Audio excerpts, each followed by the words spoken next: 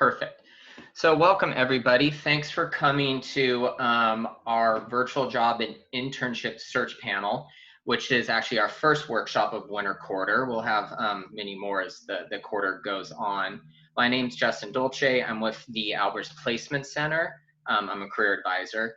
We also have the rest of our team here, Mary Lou Moffitt, Megan Spalding, and Abby Barr. So thanks for joining and helping us out. So today we have a great panel of recruiters for you. They're here to share tips about searching for jobs, searching for internships virtually, since we're all virtual now. And they're also here to answer, any kind of questions that you have that you've really always wanted to ask a recruiter about. So this workshop is in partnership with two of our student clubs, AK Psi and Women in Business. So we really thank them for their partnership. We're going to have two members from each club who are going to be asking questions before we turn it over to general Q&A from the audience. First, though, I wanted the panelists to introduce themselves, and then Megan's actually going to ask a question of the recruiters that the APC is really interested in getting their thoughts on. So before we dive into that, though, let's have the panelists introduce themselves. And why don't we start with Keith?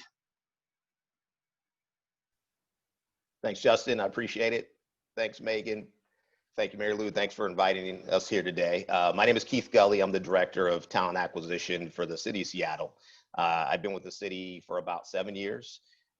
Before I joined the City of Seattle, I worked for Enterprise Rent a Car and recruited there for about 17 years. So I have about 24 plus years in recruiting in HR. So very excited to be here to join you all today and share some tips, and excited to definitely dive in and get started. Thank you. Well, thanks. How about Cass? All right, a little bit different background. So I'm a recruiter and talent sourcer for Microsoft, but I've done a lot of work with different groups in the Seattle area, T-Mobile being among them, Microsoft, Nordstrom, kind of you name it. I've dealt it here in Seattle, but got to know Justin and the team through Seattle U. So excited to be back here and support you guys. Thanks, Cass. And Cass also happens to be an SU alum. She got her MBA from Seattle U a few years ago. So it's always nice to have an alum back. Marnie, we have you go next. Absolutely, great to meet you all. My name is Marnie Piedick. I'm the sales recruiting manager for the E&J Gallo Winery for the West. So basically Idaho West, essentially. Great area. I actually live in Las Vegas, was a resident of Seattle for almost 11 years. It's still considered home, but just recently relocated. But we're the largest winery in the entire world. Kind of put that in perspective, 1 in every 3 bottles of wine sold in the United States is a Gallo product. Been really fortunate through COVID that we're actually increasing hiring and recruiting, because we just did a huge acquisition where we just kind of gobbled up some of the competition, and now we sell a bunch of new brands like Black Box, which is great. So a really exciting time in our industry, and I've been with Gallo my entire collegiate career, or not collegiate career, professional career, excuse me. I was recruited out of college from University of Idaho, and I've been with Gallo the entire time. So great to meet you all. Excited to talk to you today. Thanks, Marnie. And last but certainly not least, Sean. Yeah, thanks for having me here, guys. We always get really good interns from Seattle, and excited to continue that partnership. I've been with T-Mobile 8 years next month, and I work primarily with our non-technical side of the house. So my big clients are finance, strategy, T-Mobile for business. So we've got lots of opportunities for our summer internship program. And prior to T-Mobile, I used to work for a private school out in Colorado, taught career management and helped students with their resume and stuff like this. So it's always fun to help out at these types of events. Cool, thank you. Thanks for the introductions. Megan, why don't we go with our question that we've been dying to ask? Great. So thanks everybody for being here, panelists especially. And so our main question to start out with is kind of top of everybody's mind. With all the changes with COVID, the need to work remotely, what has changed in recruiting? And what specific tactics or strategies are you using to find that perfect candidate for the roles that you are recruiting for? So whoever wants to go, however you all want to go for it.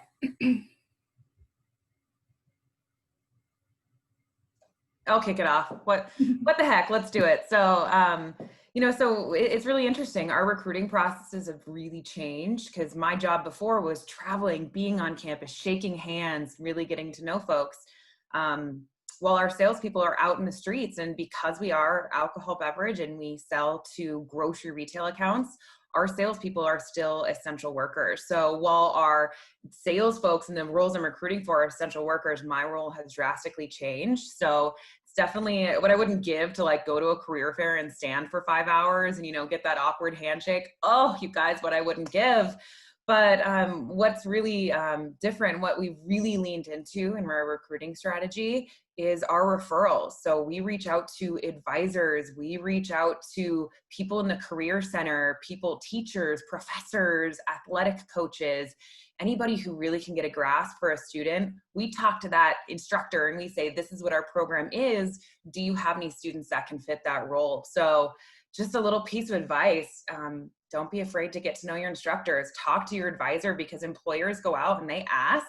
And if your advisor knows you, likely your name could come up in that conversation. So we've really leaned in because like we all can see, it's kind of hard getting to know people virtually. It's hard to kind of get that touch, that feel, that, that sense. So we lean in on people who do know them, and referrals have been really, really great for us.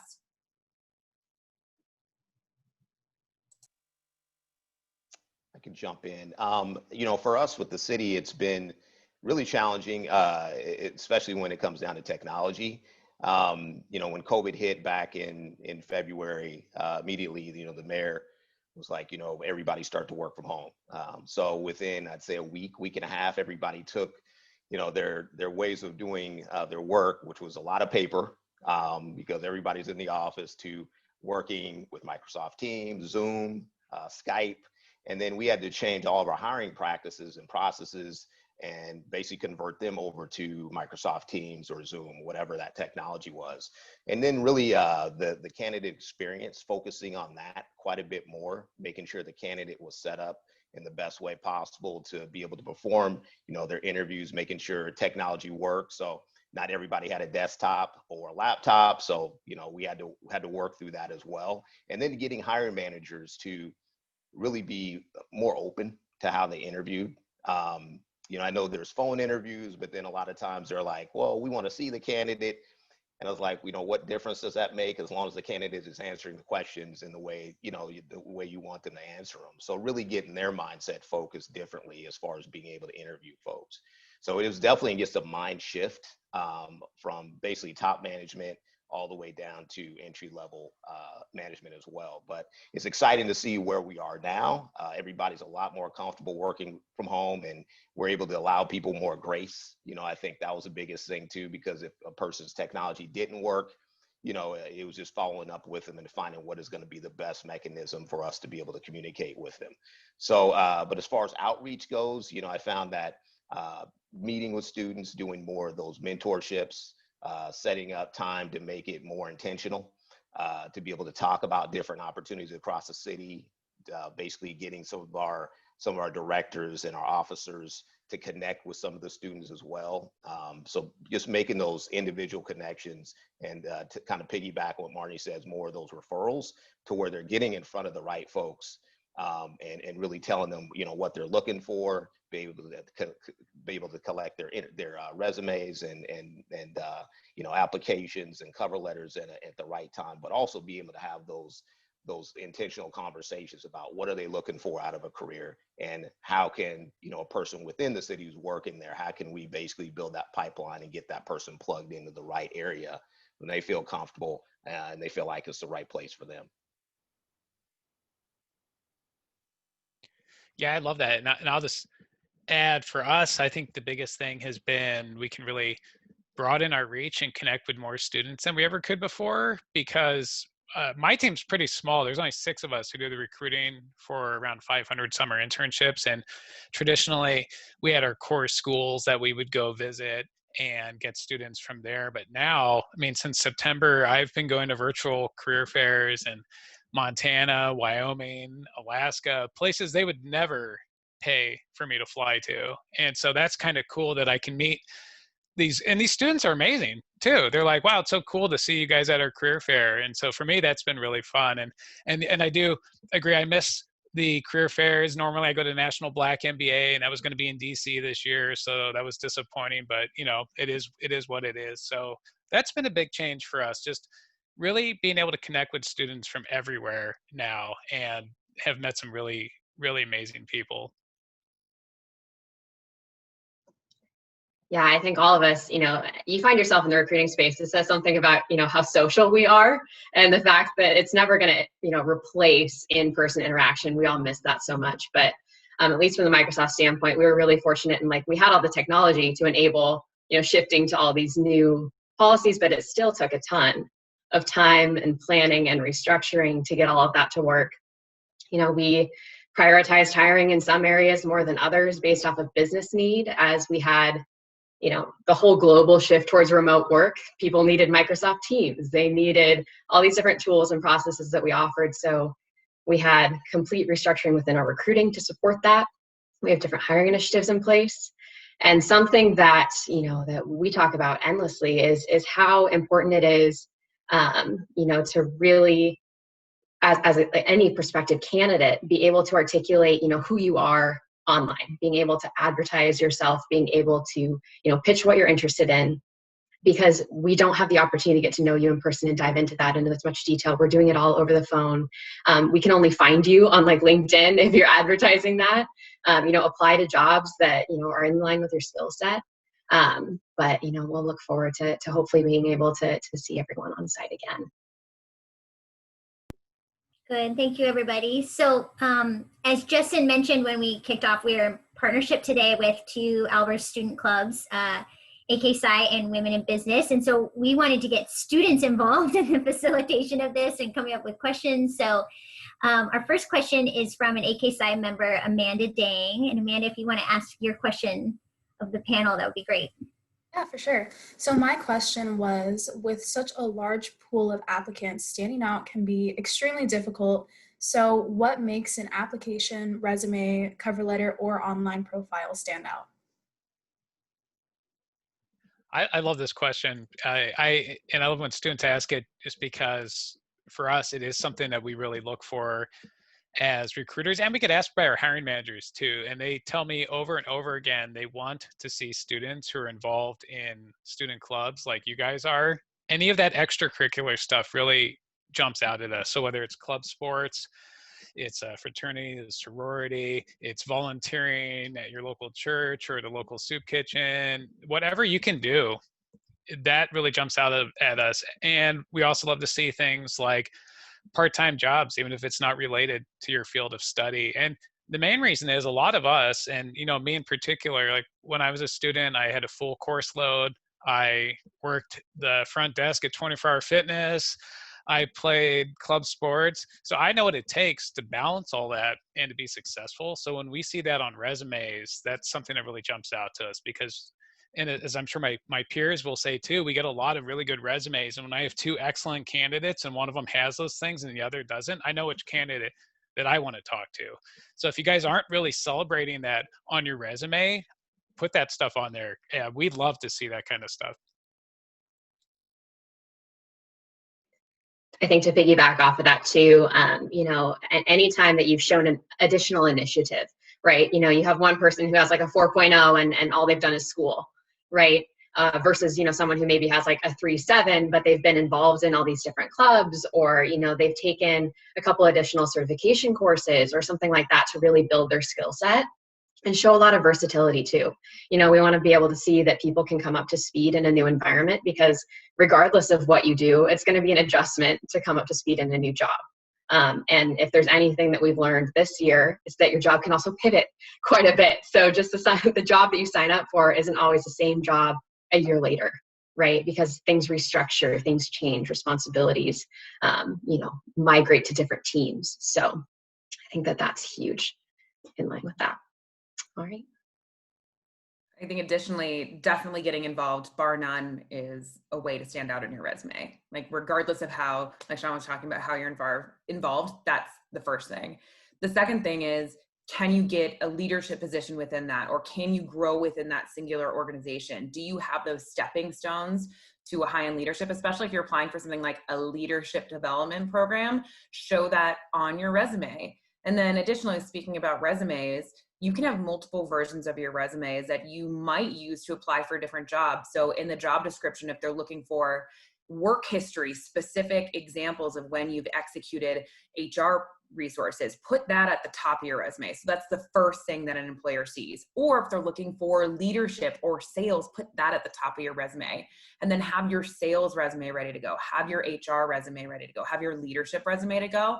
So then you can kind of craft it to that job you're applying for. So that's the first thing the recruiter sees, and then they read the rest of it. They don't just kind of skim over it, because right, you have 5 seconds to make an impression on a resume. So get it up there and get it at the top. Yeah, just to piggyback on everything that was said, total agreement. I think internships are really important to make sure you're putting those on your resume.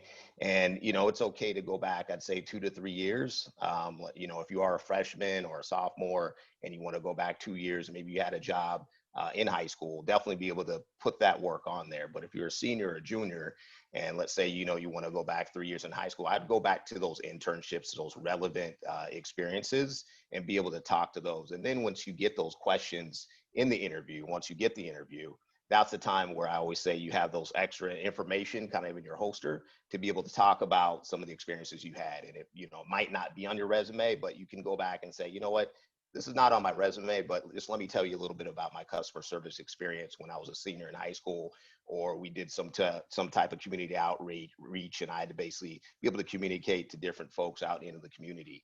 The more you can really, like I said, definitely tailor your resume to the job. I always tell students, make sure you do your research on the position, on the company, look at the mission statement, look what they're about, because you really don't want to sell yourself short. You all work very hard to get to where you are today, and college is really important. And even to get through, it's a challenge.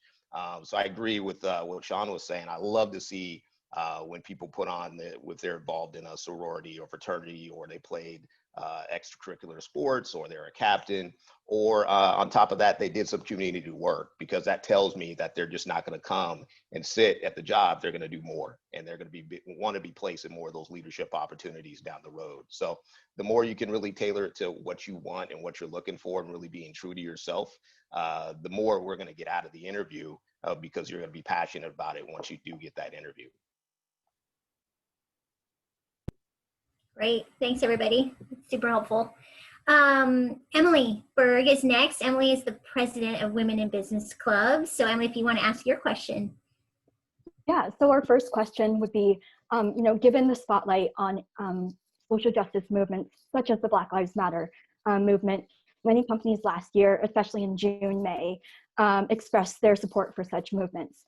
However, 8 months later, the outpouring of support or public support really has dwindled.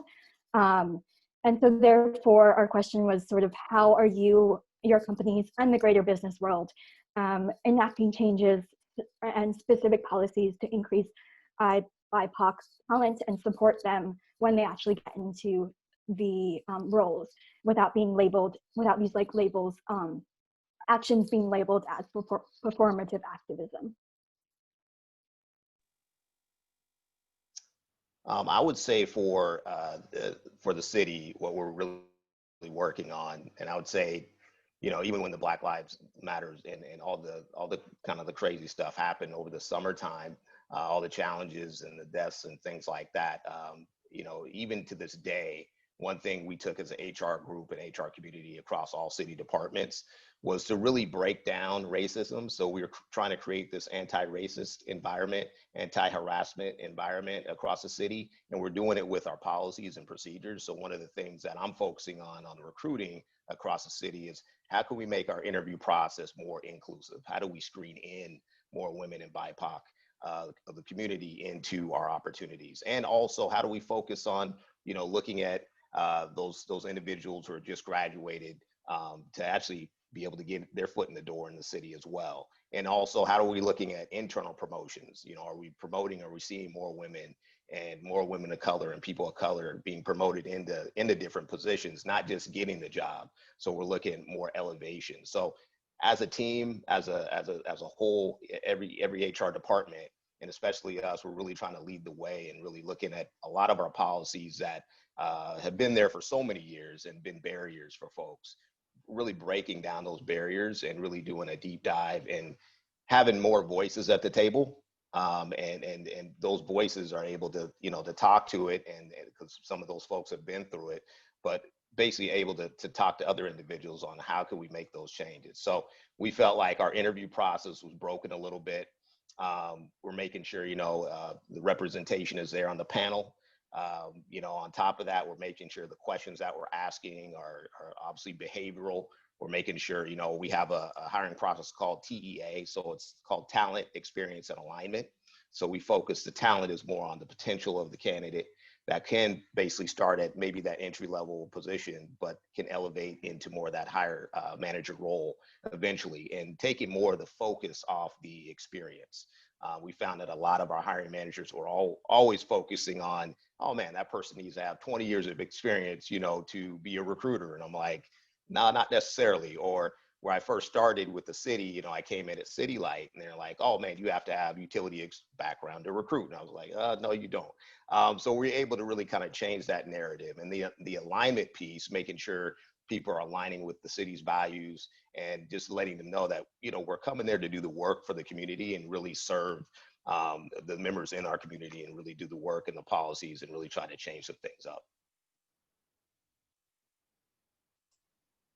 That's great. And talking about interviews, we went, because we have a lot of interviewers, we have a few recruiters, but a lot of interviewers, and we all went through a targeted selection interview course, and not just our first line, but our second level, our vice president level managers needed to go through this course to make sure that we were asking those behavioral based questions and making sure first and foremost, our interview was correct to get the right people in place. And additionally, we've had what we call ERGs, employee resource groups, for so many years, since the 1960s, but many of them have been located out of our headquarters in Modesto for our headquarter individuals. Only Women of Wine and Spirits was our national employee resource group. So what we've done is we've now opened up many of our employee resource groups like Asia, GAN, or Gallo African American Network, and La Casa to national involvement for. So if you're in sales and if you're in New Jersey, then you can join the Gallo African American Network. And now yearly, we're going to be doing a national summit where our CMO, so like you don't have to also be a member of that community to take part. So our CMO, Stephanie Gallo, says you don't have to be part. So if you're a member of that community, if you're an ally of that community, if you want to learn more about that community, you can join these employee resource groups. So then you become a stronger ally, which first and foremost, I love. I'm a member of many of these ERGs because I want to learn more and I want to be a better ally.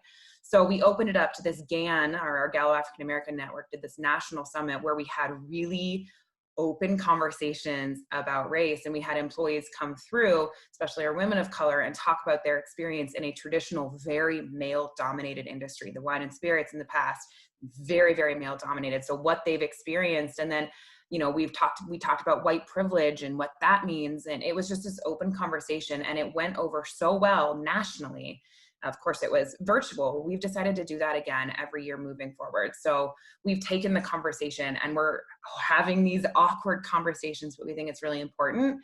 So we're opening up a lot of our our employee resource groups nationally. We're changing our interview process, and we're continuing the conversation to how to be better allies and activists for it. So I'm really proud of the work Gallo has done so far. There's still work to do, but I think we're going in the right direction.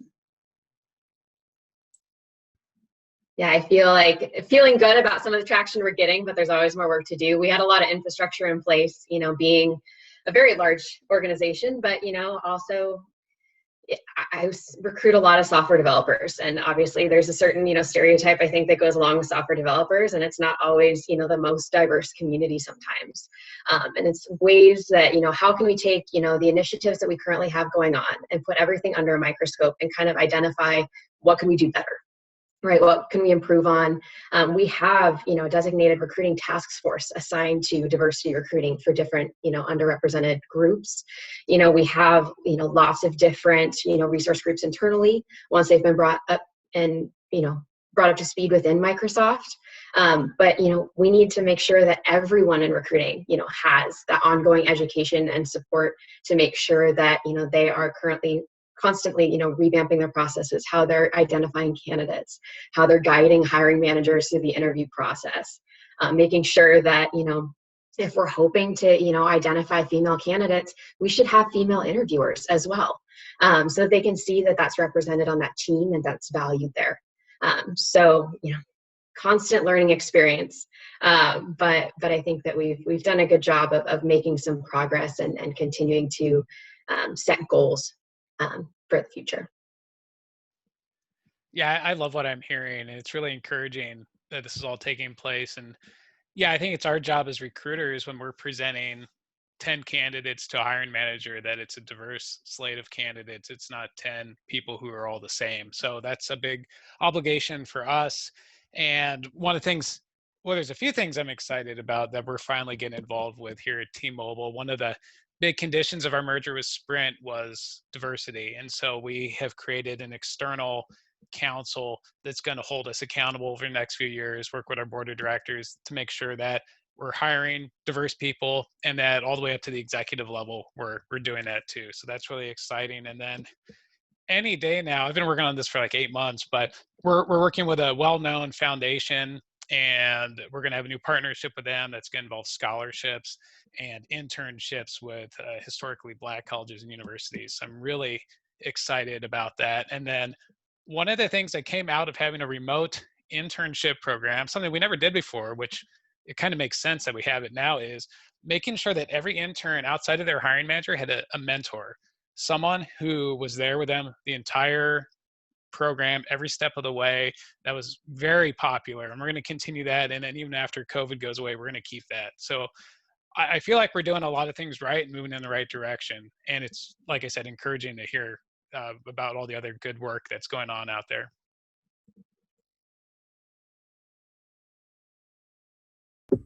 Thanks, everybody. That's great. Good.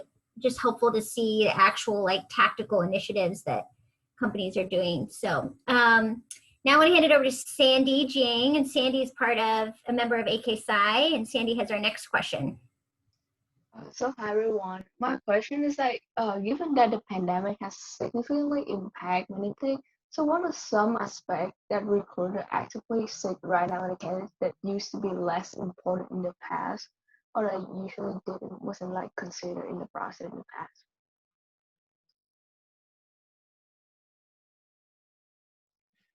I would say that probably one of the biggest things is students being comfortable working in these adverse conditions, being able to, I'm just blown away by thinking of our own summer internship program. It was fully remote, which we didn't think it would work. And we were able to do it. We surveyed the hiring managers and students, and 90% said that it was awesome. So that was really cool to hear. And I just think moving forward, we as a company have already decided we're going to be virtual again for this summer 21. So when we talk to students, it's just telling them, hey, this is how it's going to work. You're going to be at home or wherever you live, and it might feel kind of isolating, but we're going to do everything we can to make sure that you have an online community. We do video calls like this, have your team welcome you, have all these touch points, your hiring manager, your mentor, so that you can be successful. So when I've been talking to students, just really making sure they understand that, yeah, you might not be at T-Mobile headquarters or one of our field offices, but we're going to be with you and we're going to do everything we can to make sure you feel supported. So that's something that, wasn't as big a priority in the past. We've had remote interns, but not at this scale. So it's really important for me that students are okay with that and they feel comfortable in that environment.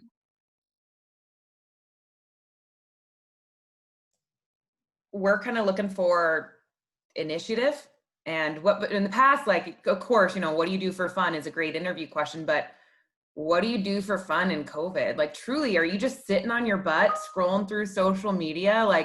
eating, drinking, like that's what I'm doing. That's not giving anything. So how are you keeping yourself busy when you're sitting at home? Like, are you, oh my gosh, I've gotten really into puzzles. I've gotten really into Master Chef or, Master Class. And so where we want to know what you do for fun. We want to know who you are and what you're about. But now it's like, what are you doing? Like, what are you doing for fun and keeping yourself busy? Because I think we can all go a little bit crazy being so stagnant. So where it hasn't been as important before, we're really looking for that initiative even more now. I mean, we've always kind of looked for it, but it just adds that level of now we're all at home and I can see in myself that I'm just sitting on the couch being a lazy bum. So what are you doing? Kind of just a personal fit. So think about that time that you're spending on social media, what else you could be doing. And again, I love social media, so I'm not dogging anybody if that's what your thing is, just off the bat. Yeah, same. Tell me what you're doing for fun. I need more ideas. No, I think that, in addition to initiative, and those are all great points, resourcefulness as well, because, we do have infrastructure there to support you when you're onboarding. But you're also going to have to reach out to people with questions, and it's going to feel a little bit strange because you won't have met them in person. You don't maybe know that person really well when you're reaching out to them for help. So being able to really over communicate what you need, if anything. And that goes, through the interview process too, right? If you're asking really intelligent questions, that's what a lot of our hiring managers have really, re-emphasized in recruiting as well. Re-emphasize during this time is when we're talking to you, are you asking a lot of questions? Are you gathering all the information you need when we're taking the time with you? Because you also have a situation where a lot of your mentors, your hiring managers are now trying to balance, being an at-home educator. They're trying to balance, the fact that they don't have childcare, or, all these other changes that have taken place over the last year. So I think that that's a huge item that's been on our minds ever since this has hit. Yeah, all great points. I would say, for me, definitely the communication piece is important. We have a team within our department, that I work pretty closely with. So we try to do at least, weekly meetings to check in. And it's really important, I think, when you're first coming in, just to be flexible. There's going to be challenges that you're going to hit some roadblocks along the way, but like everybody's saying, making sure you're communicating with your managers, reaching out to them if there's a problem. I know, like I was saying before this call today, I've got 3 kids and they're, Snapchat, and they're doing Instagram. They're showing me a lot of this stuff that I'm like, oh, okay, this actually works, So different ways to communicate, I think, are great. And then also kind of recreate yourself. This is a time to take a look internally and say, oh man, what other skills can I develop during this time? What other projects, can I bring to the team to really enhance us or process improve to make us even better? So this is that time to really kind of, be creative, but be able to really kind of build upon your brand, your personal brand, and to develop another skill that's just going to make you even more competitive in the market down the road, especially when we're, working from home. I know for me, the big thing was getting out walking, getting out of the house, and just getting fresh air every day, and getting some sanity, or trying to go in the office at least one day out of the week while my kids are home, so I can at least get out of the house and get some sanity there. But there's a bunch of things that you can do. Professional development, get a mentor. I think that's huge during this time, because you can have that one-on-one FaceTime with the person and really be able to tell them, what are you looking for, and they can plug you into some of their network. LinkedIn, how do you build upon your LinkedIn network, while we're working in this virtual space? So technology for me is very big. Anybody has great technology skills. I mean, it definitely helps to be able to, create different roadmaps or different workflows to be able to, help your teams out and help you out individually. If I can just add to that a little bit, we've been over the last few months coaching students that had internship offers last summer and they got canceled. So are you all paying attention also to how people have been resourceful or creative in working during this time? I was even encouraging students to still list the internship they got, but maybe just mentioning it was canceled to show that it wasn't their fault. You know, they got that opportunity, but then they pivoted into a part-time job with Safeway or whatever. You know, like, is that stuff mattering for you all? You know, how they're getting creative during this time for work experience. Absolutely. I think, you know, we didn't have that personally in the area that I work in a whole lot because we're pretty friendly towards remote work. But I know that, you know, in other situations, like if you go on maternity leave, you know, note that in your resume so that we know what's going on. You know, we all have so many different, you know, situations that come about that, you know, kind of throw us out of whack maybe for a while. But, you know, getting an internship is an achievement, even if you were not able to, you know, fulfill that. And then being able to pivot and think on your feet and, you know, make yourself a productive, you know, member of society here, like, I'm all here for it.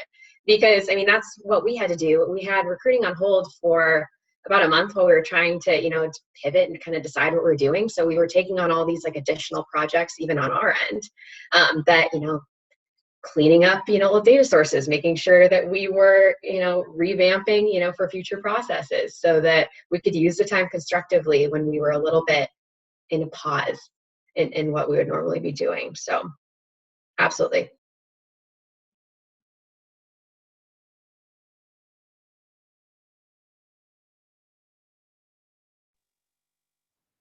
Yeah, just to piggyback on what Cass is saying, I truly believe any type of opportunity you get, you know, you can take those tangible skills and translate those things to your resume. Absolutely.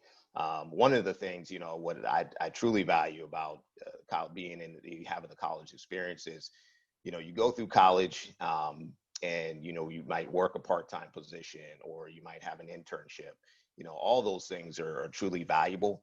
I think, you know, all of us hit some type of roadblock throughout our career, collegiate career, but that's just what makes you even, you know, better. I think once you join the workforce, professional workforce, because you're battle tested, you're able to hit some roadblocks, especially through COVID. I know none of us seen this coming, but to be able to kind of, you know, navigate and push away from your internship and maybe have a retail position or whatever position is totally fine. Once again, it goes back to what Marnie and Sean were saying about initiative. That shows us that you're hungry, you want a position, you know, you want to work. That tells us that, you know, you have that leadership experience. That tells us, you know, you have that work ethic, and you're flexible. And, you know, those are a lot of the competencies that we look for, you know, in the candidates when we are interviewing for different opportunities. You have to have, you know, definitely, I look for work ethic. I look for great communication skills. I look for a person who's flexible, person who can be, you know, adaptable to different experiences, and be able to really kind of navigate, you know, whatever waters they might be into. So any experience that you had, whether it be in college or outside of college or, you know, working a part-time position, I think this is a way you can really kind of tell your story during the interview at the end. That's perfect. Thank you guys. And there's some comments in the chat. If you all, Marnie and Sean put some comments in the chat too. So thank you all. Final pre-planned question. Whitney Garner is a member of Women in Business. So Whitney, take it away. Thanks, Megan. My question is about networking. With the changes in the way that our world is functioning, how has networking changed, especially with prospective employees? What are appropriate ways of networking in the digital world without the option of having casual face-to-face interactions at events or meeting someone for coffee? Or how are you connecting with people that you wouldn't otherwise know yet? I will say to everyone who showed up today, events like this are awesome. It's if you know your school's doing something like this, absolutely, you know, no matter how busy you are, take advantage of stuff like this. I was doing an event at UC Irvine with their MBA program yesterday, and it was awesome. So I love doing events like this. These are super fun. So great job for everyone who showed up today. I personally think LinkedIn's fine. I like cut out a specific portion of my day just to respond to students who message me on LinkedIn. I know some recruiters don't respond or they forget to check LinkedIn. I personally am on there all the time. So, and I try to reply to everyone who messages me. So I think that's totally okay. And then with all the virtual career fairs and stuff going on right now, if you, I know like on Handshake, for example, you can reserve one-on-one times to chat with recruiters and whatnot. If you do something like that, just make sure you show up for it too. I can't speak for everyone on the panel, but I've done quite a few career fairs and I've been no-showed a lot of times. And I get it, people are busy, but I just know, I feel like now more than ever, recruiters are more available and they're giving more time than they might in years past. So value that time. And if you have the opportunity to chat with a recruiter, just, show up and do some research on the company. I mean, I legit talked to someone at a career fair and they're like, so what does T-Mobile do? And I'm like, okay, well, so, do a little homework and just be respectful. And so those are some of my tips. Totally echoing what Sean said. Showing up is the first step. There's so many career fairs. Take advantage. Sign up for every single one-on-one spot. And if you don't know a lot about a company, attend their info session. Many of those companies are doing group info sessions. Attend one, understand what they're looking for. So when you approach them one-on-one, you're like, oh, I've got this. Or they recognize, even better, they recognize their name. And you're like, oh my gosh, Amanda, I saw you in the info session. Do you have any questions for me? So show up, get your name out there. And then if you reach out and ask for a meeting, absolutely, recruiters have a ton more time right now. Like before, I'd be traveling. So half of my day I'd be in an airport and it's really hard to take those, virtual meetings or phone calls. So when we have a lot more time, but also being gracious because our time is filling up earlier and faster because we're setting all these meetings. So if a recruiter's like, hey, I'm super busy this week, having that grace and patience, be like, yes, you're right. Me too. Like, let's meet next week. So that is one comment, just to make sure that you're patient with the recruiters as we're trying to, work through our schedules, but get your face out there. To get your name and your face off of a resume tenfold, whether it's panel or a career fair. Get there and absolutely do your research on. It's the worst. Show up. It feels like a blind date and you get stood up. It's so sad. But then when you show up and it's always like, so yeah, and it's almost as bad. So make sure you're doing both. Yeah, be intentional. I think that's like the word, that I go back to again and again when people ask me that question. At least within Microsoft, there's a lot of different types of recruiters. They recruit for lots of different types of things. So, look at their page. And a lot of times they'll tell you exactly the types of people that they can help and network you with. So definitely, capitalize on that. Utilize your career center. I'll plug Justin and the team for that a little bit. And also these, we launch, at least when we're doing different hiring events with different business groups here within Microsoft, a lot of times we will do, info sessions, kind of like Marnie was saying. And, it's really great if you go on, you look at some of the Microsoft blogs, what's going on, you can reference some of that. We don't anticipate anyone's going to come in an expert on everything that's going on within the organization, but showing that curiosity and that initiative. We have lots and lots of back-to-back meetings, and it really stands out when we're talking to someone who has, been really intentional and has obviously prepared and been looking forward to that meeting. Yes, I would say, to piggyback on what Cass was saying, career services, that is your hub. That's where you need to focus your efforts. They know what, recruiters are going to be at the career fair events, what recruiters are hiring for different internships and full-time opportunities. Even before the pandemic, that's the place where you want to make sure you're basically visiting, having somebody from the Career Service Center look at your resume, your cover letter, be able to give you feedback. Because like I said, there could be a resume review or resume writing class or something, or maybe they're inviting in employers to review resumes. And then at that chance, you get a chance to really connect with those recruiters. LinkedIn is another huge resource. I always challenge students to try to, within 2 weeks, try to connect with at least 100, 150 people that are maybe within somebody else's network that they can introduce you to, and be able to really build upon that. But if you're doing those things, you're going to get your name out there more, make it definitely more intentional. Once again, I go back to those mentorships, because you're able to get that one-on-one time with folks, and they can really, introduce you to other leaders that may be within their company, and you never know who's hiring for a different opportunity. And it could be, a temporary position, and I always tell people, don't be afraid of those opportunities where it might be temporary, because that could lead to a full-time opportunity. So you definitely don't want to sell yourself short there. So just making sure you're just, dotting your I's and crossing your T's when it comes down to making sure you're looking at those different opportunities. Awesome. Thank you all for the great feedback to those questions. And thank you to Women in Business and AK Sci for providing those awesome questions. Now we kind of want to open this up to general questions from all of our students. And I think we had one of our MBA students, Casey. I think I saw that you had a question. So if you wanted to go ahead and ask, feel free to ask your question.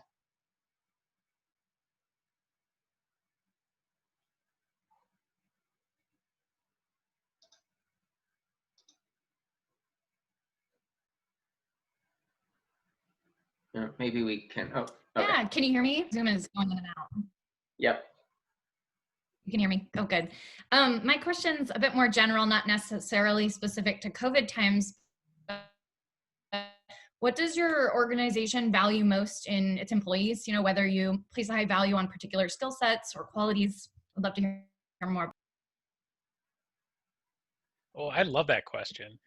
I think for us, we really value people who are comfortable in their own skin. And what I mean by that is I've worked at other places besides T-Mobile, and it was like there was Workshon and there was outside of Workshon, two totally different people. It's almost like I had to pretend to be someone else at work every day. And this is the first company I've ever worked at where I can just be myself all the time. We have never, as far as I've known, in the last 8 years, had a dress code. So when you are able to visit our campus, you'll see people walking around in jeans and t-shirts. I'm usually wearing shorts and a baseball hat or something. I'm wearing a baseball jersey right now. So, I mean, we're very casual here, but people, you don't have to cover up your tattoos. We don't care about any of that stuff, any of that superficial stuff. We care about you as an individual and being able to come to work and be yourself, not have to hide your identity and who you are. So that's what I really value. And we look for people who kind of fit that mold and want to be part of something like that when they apply for one of our internships or jobs.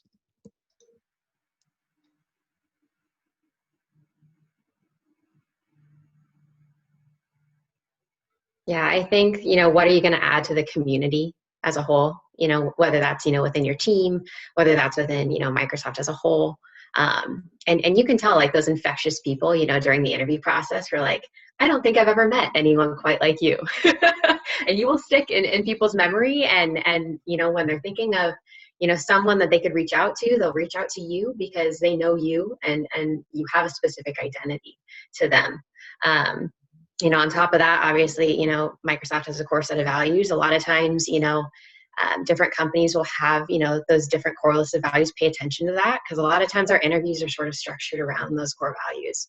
So when you're talking about, making yourself stand out through the interview process, start to, have a, back pocket full of stories that you can pull from that relate to those core values in a meaningful way. If you need to use your resume as a cheat sheet, especially as you're getting more and more experience to serve as a memory trigger there, definitely do that.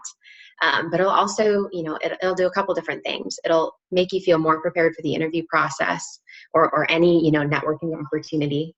It'll also allow you to, more specifically address how you specifically are a fit for that company. Instead of having to, kind of ramble on the spot a little bit. But that would be my pieces of advice there. I'd say at Gala, we truly value innovation. So wine and spirits has been around for literally ever. And how do you bring new ideas to the table? So maybe it's selling, maybe it's marketing, maybe it's managing people.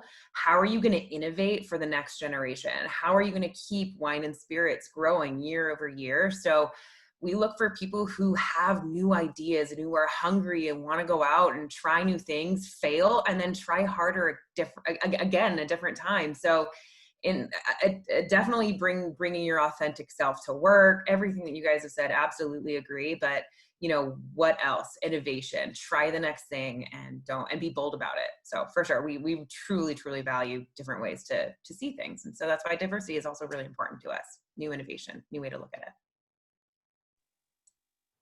Yes, for the city, gosh, we have more than 27 departments. So every organization within the city is different. You know, we have the Office of Housing, Office of Economic Development, Department of Neighborhoods, from City Light to Department of Transportation. You know, I know everybody's heard about the bridge and all the projects that we have over there in West Seattle. So for us, it's really inclusive, being inclusive, making sure, once again, definitely show up as your essential self. You don't have to be any other person that you're not.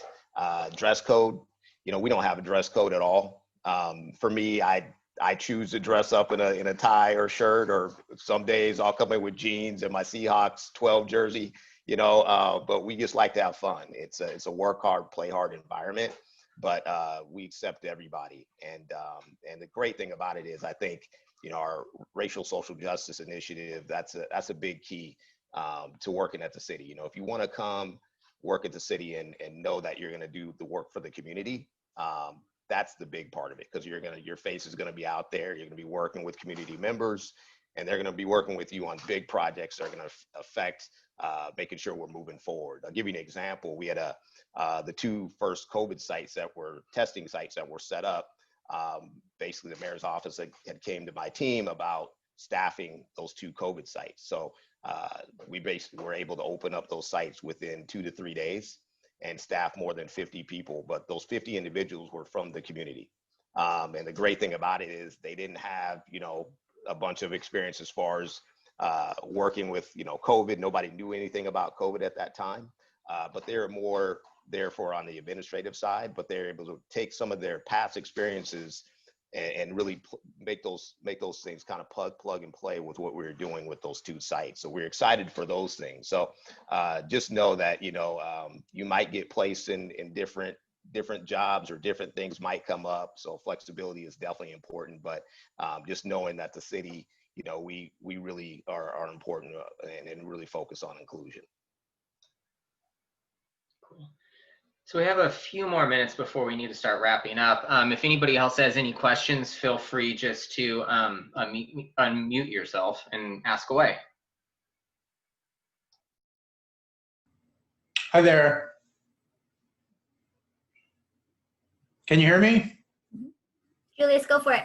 Yeah. Hi, I'm Julius. Julius Hirona. I'm a MSBA student at Seattle U, as you know, Seattle U.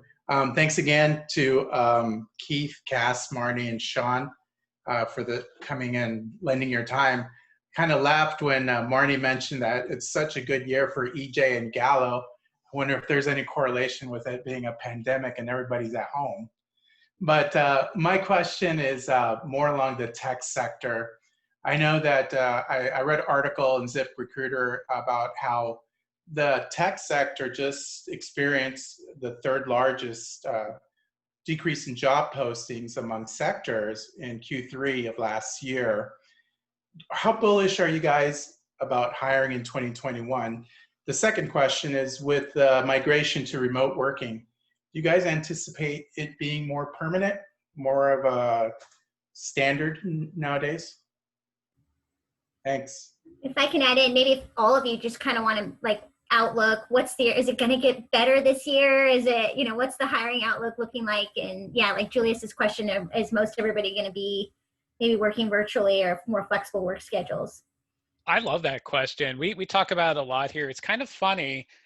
Of all the industries, I almost feel guilty because we had an amazing 2020. It almost feels like telecom is immune to what's happening. People need their phones. People need a reliable network. Our stock price keeps going up. We keep adding subscribers. So it's very interesting. You know, you read about people struggling, and then, yeah, like I said, you feel kind of guilty on your end. So to answer the question, yes, we are absolutely hiring like crazy right now, and we are allowing people to start remotely. There's a woman on my team we hired from Amazon who I've never met. So it's really interesting right now. And then long term, I don't know. I suspect that it's going to continue on where people will have that option, and we're going to see a lot more flexible work environments. I ran from our company all hands meeting where our CEO was talking to make this panel, and one of our employees asked him that question. And so we're very much looking at hybrid work spaces where maybe you come into the office 2 days a week, rest of the time you work from home, or you just stay permanent remotely. So it's opening up a lot of opportunities for our employees and for people considering T-Mobile to apply for a job in Chicago, even though you live in Seattle or you live in LA. So I think it's pretty cool. And everything I'm hearing from our leadership team is that's going to continue even after COVID. Yeah, I think we've been super, super lucky. In fact, I mean, we had initial like slow down and kind of just to reorient really more than anything else and kind of reprioritize on the hiring side at Microsoft. But, you know, we've been growing like a weed because, you know, like I was mentioning earlier, more reliant on like things like Microsoft Teams and other products and services that we offer. So, you know, if you can identify different opportunities within organizations that provide essential services towards remote work, you know, target those because they're likely growing really, really rapidly. And even if you don't get that job, they might be able to refer you to a neighboring job on a neighboring team or something like that. As far as Outlook goes, you know, we can hardly keep up with hiring in 2021, which is great news for you guys. And then but we're kind of re-looking at, you know, how we're doing our hiring, how we're targeting, you know, things, and we're taking into account, you know, diversity, we're taking into account, you know, new capabilities that we didn't have previously. You know, a lot of people relocate to work for Microsoft. And that's been really hard on people previously, relocating right away because they have families, they have other things that keep them where they are. But now, because we're able to onboard remotely, we're all working remote right now, that's enabled people to, you know, take a job and then start planning for that relocation down the road, which has been fantastic and opened a lot of doors. We have a lot of teams, they take it team by team is currently the strategy on terms of like whether they're open to their team working completely remote indefinitely or not. It also, you know, aligns with the business too. Sometimes they have overall guidance with that as well. We're thinking about rolling out, you know, 50% permanent work from home across Microsoft, which is great. But we don't necessarily want to go permanent, everyone work from home, because we still have people who really value that community on campus, which at least from recruiting, like we rely on that quite a bit as well. I think the other item that I would note is that, you know, different teams are more flexible now in terms of, you know, dispersed teams. So when previously we had organizations at Microsoft that only existed in Redmond, you know, they're now expanding to Austin, Atlanta, they're, you know, expanding to New York. So, you know, definitely, you know, if you're flexible about location or you're looking to move somewhere else, you know, sometimes you have teams that are putting more effort into hiring in areas that they didn't previously. So that might be something to look into as well.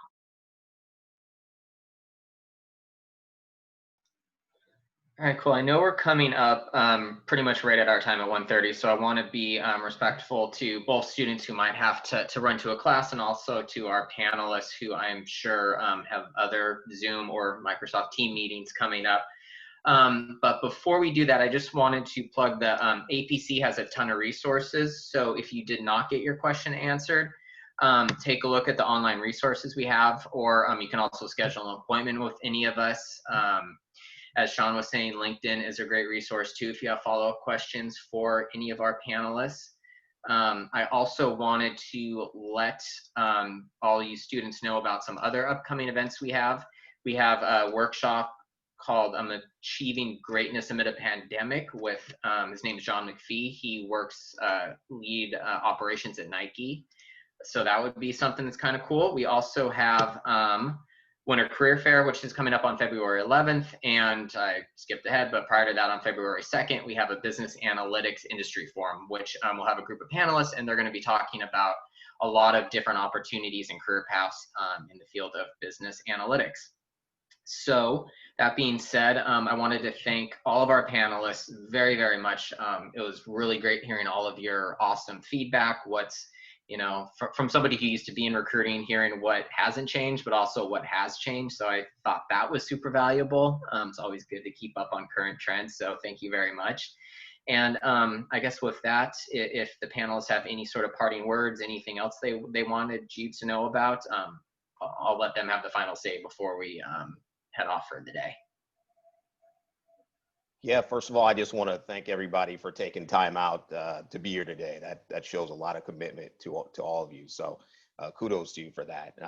I will say also my job really is try to make the city cool again. So definitely city government. So please consider a job with the city. I was in corporate America for 17 years in sales, and definitely it was a great opportunity. I was able to learn a lot there. But then coming into city government is definitely a little bit different. A lot of policy, but a lot of work to be done across the city. And if you're looking to make change and looking to have a great career, you can find it within, like I said, more than 27 departments across the city that does different work and really impacts different parts of the city. So don't sell yourself short. Keep looking for opportunities. The door might close in one area, but also know the door is going to open in another area. And recruiters, we all know each other. So, when you go into that interview, you want to make sure you just bring your best self, even if you don't want the job, even if you're just trying to get it for experience. Always bring your best self to that interview, because you just never know what that door will open up. And maybe that person will refer you to another company, another recruiter that they may know in another company out there. Thank you. I'd love to say and just kind of leave you with the why not mentality. These are weird times. Why not try to find a job in sales? Maybe sales isn't what you think it is. Try it, do an interview. And if you don't like it, you can leave. Why not try a job in HR, in engineering? Why not learn a new skill? Why not try something else? Why not take that informational interview? Why not sign up for the career fair and spend every single time you can meeting with a new recruiter from a new industry? Try to find something you like and just say, why not? I'm going to try it. There's no harm in giving something a try. So reach out to recruiters, get those touch points, even if you don't know. So why not, you guys? Thank you for having us today. I love that, Marnie. Yeah, it's such a pleasure. You guys just showing up today is an amazing step. So thank you for coming out, and definitely reach out to us on LinkedIn. And yeah, if you're at the career fair coming up in February and you see companies and you're like, I have no idea who these companies are, go online and research them, figure out who they are, and talk to the recruiter anyways. You might find out that, wow, this company is actually pretty awesome. I'm glad I talked to this recruiter for 5 minutes. So take chances. This is a great time to take risks. And to all of you, good luck. And hopefully some of you guys will spend your summer with us. Thank you for having me. Yeah, thanks for hanging out with us, guys. You're giving us something fun in the middle of our day here. Yeah, I think, recruiting's a small world. So definitely reach out to us. And even if we can't necessarily network you with what you want, we might know someone who can. So, don't hesitate to reach out with that, or just general recruiting questions. We all need more friends right now. So definitely feel free. As far as, kind of just moving forward, be open to exploring new things. I think this year has closed a lot of doors, unfortunately, but it's also opened new ones that didn't exist previously because of the pivots we've had to make. Different opportunities that used to require on-site work, now you can access remotely. Utilize that, capitalize on that. And, none of us, grew up wanting to be recruiters. I think that's an invisible field. So we've obviously found some way, to kind of leverage our way into this area. Just goes to show that you can end up doing something that you really, really love, even if it wasn't, maybe something that you've been targeting, an obvious choice. So thanks so much, guys. Thank you, everybody. Hopefully we will see you all again soon. Take care. Thanks, everyone. Thank you. Thank you.